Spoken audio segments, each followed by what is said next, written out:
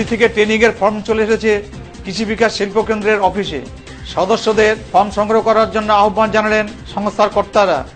হুগলি জেলার তারকেশ্বর মধ্য চাউলপট্টিতে তপশিল জাতি, আদিবাসী, প্রাক্তন সৈনিক কৃষি বিকাশ শিল্প কেন্দ্রের যে অফিসটি রয়েছে, আমাদের রেকর্ড অফিস, ওই অফিসে আমাদের বিগত দিন কয়েক আগেই আমাদের কেন্দ্রীয় মন্ত্রী সুদর্শন ভকত সাহেবের চিঠি প্রশিক্ষণের জন্যে এসে পৌঁছেছিল।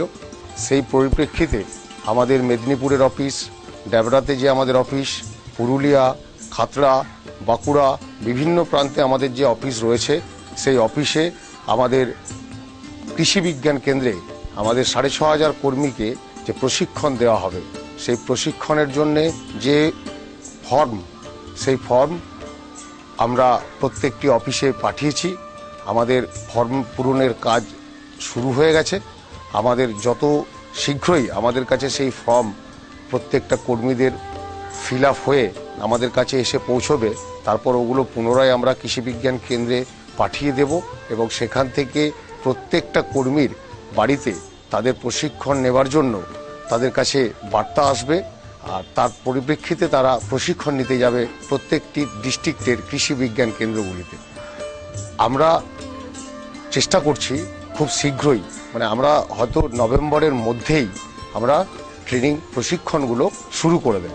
এছাড়াও প্রশিক্ষণের কাজের পরবর্তীকালে আমরা তো বলেই যাচ্ছি যে আমরা যত শীঘ্রই আমাদের প্রশিক্ষণের কাজ কর্মকাণ্ডগুলো শেষ করতে পারবো, তত শীঘ্রই আগামী চলতি এবারের চলতি অর্থবর্ষের মধ্যে আমরা আমাদের কাজটার সমাপ্তি ঘটাতে পারবো।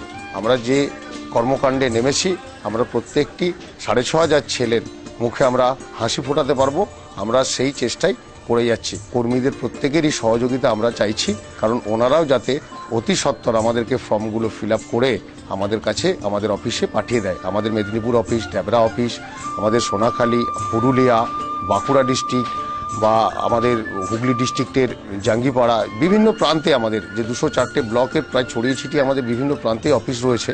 সেই অফিস থেকে ফর্ম সংগ্রহ করে ওনারা ফিল আপ করে কর্মীদেরকে জানাচ্ছি আমরা, আপনারা যোগাযোগ করে ফর্ম নিয়ে ফিল আপ করে আপনারা ফর্মগুলো পাঠিয়ে দেওয়ার ব্যবস্থা করুন, যাতে আমরা আমাদের প্রশিক্ষণটা আমরা নভেম্বরের মধ্যে শুরু করতে পারি।